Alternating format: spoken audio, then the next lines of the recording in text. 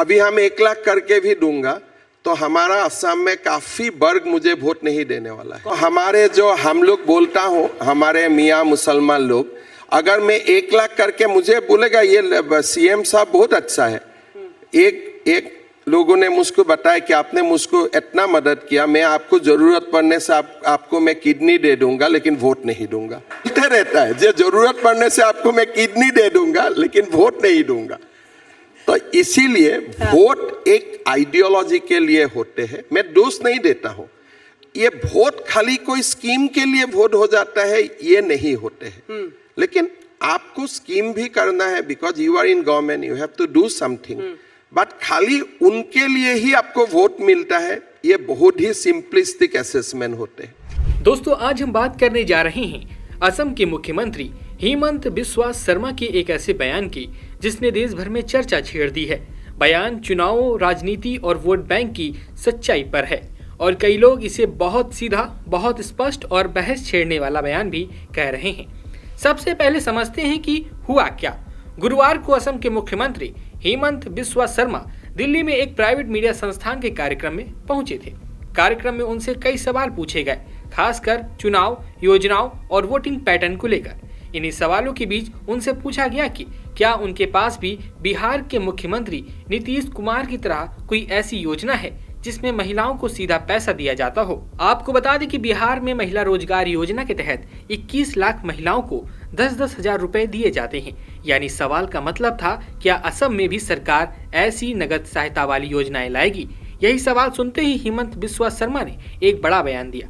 उन्होंने कहा, असम में चुनाव पैसे और योजनाओं पर नहीं बल्कि विचारधारा और सोच पर तय होते हैं। उन्होंने साफ शब्दों में कहा, असम में चाहे हम 10,000 रुपए दें या 1 लाख रुपए, मुसलमान हमें वोट नहीं देंगे। उनका कहना था कि राज्य में वोटिंग का आधार सरकार के काम, योजनाओं या पैसों से ज्यादा विचारधारा और धार्मिक सामाजिक पहचान होती है। यानी उनकी बात का सीधा मतलब था कि कुछ वोटर समूह ऐसे होते हैं जिनकी राजनीतिक पसंद पैसों या सुविधाओं से नहीं बदलती। इसके बाद हेमंत बिस्वा शर्मा ने एक दिलचस्प उदाहरण भी दिया। उन्होंने बताया कि एक दिन एक मुस्लिम व्यक्ति ने उनसे मुलाकात की। उन्होंने कहा, वह मेरे काम की खुलकर तारीफ कर रहा था। शर्मा ने कहा कि वह व्यक्ति उन्हीं लोगों में से था जिन्हें असम में मियाँ मुसलमान कहा जाता है।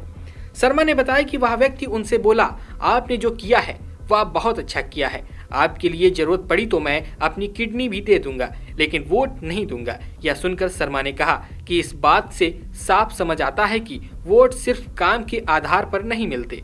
कुछ समुदायों की तय राजनीतिक पसंद होती है और चाहे आप कितनी भी योजनाएं बना लें, वे बदलने वाले नहीं होते। इस बयान के बाद सबसे बड़ा सवाल यह उठा, क्या मुख्यमंत्री यह कहना चाह रहे हैं कि योजनाएं पैसा देने से वोट नहीं मिलते, या फिर यह कि भारतीय राजनीति में वोटिंग पैटर्न सिर्फ विकास से तय नहीं होता।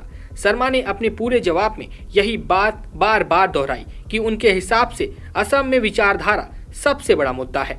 उन्होंने कहा कि असम के लोग यह देखते हैं कि सरकार उनकी सांस्कृतिक परंपरा और पहचान की रक्षा कर रही है या नहीं। उनके अनुसार वोट बैंक की राजनीति पैसों से नहीं बल्कि मानसिकता और राजनीतिक सोच से तय होती है। अब बहुत लोग यह सवाल भी पूछ रहे हैं कि जब शर्मा कहते हैं कि मुस्लिम वोटर उन्हें वोट नहीं देंगे, तो क्या इसका मतलब है कि वह किसी खास समुदाय से उम्मीद ही नहीं रखते? दरअसल शर्मा के मुताबिक यह स्थिति लंबे समय से चली आ रही है। उन्होंने कहा कि चाहे सरकार कितनी भी योजनाएं बना ले या कितना भी पैसा खर्च कर ले, मुस्लिम मतदाता बीजेपी को वोट नहीं देते। उनके अनुसार यहाँ चुनावी गणित वर्षों से ऐसे ही रहा है।